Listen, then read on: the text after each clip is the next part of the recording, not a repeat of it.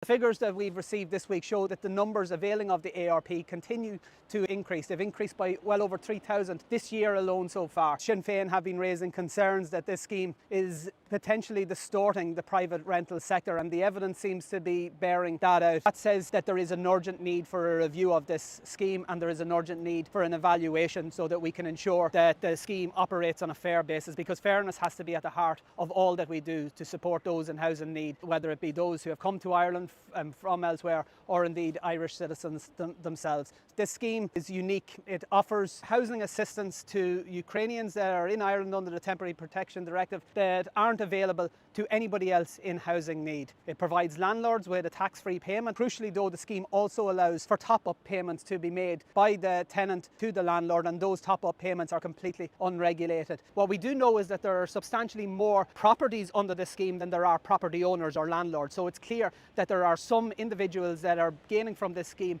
for multiple properties, and that would suggest that these are larger landlord type scenarios. It's the only housing assistance support that is provided to anybody of any nationality in Ireland that isn't means tested. There are particular parts of the country that are especially impacted by the ARP, and Donegal is the most stark example of that, where there are now 2,000 properties plus in Donegal that are being utilised by the ARP, and that's in a county where there is virtually no private rental accommodation available. We're making that call on the Minister for Justice today, knowing as we do that he has information in respect of the impact of this scheme on the private rental sector, but that information hasn't been shared. In fact, it's even been refused under Freedom of Information request. So now is the time to carry out a review of that scheme so that we can ensure that we can have a scheme in place that supports those people who are opening up their homes, but limits it to those, that inserts a means test, as will be the case in any other housing assistance support, and that bans the practice of top-up payments, which, as I say, are currently unregulated.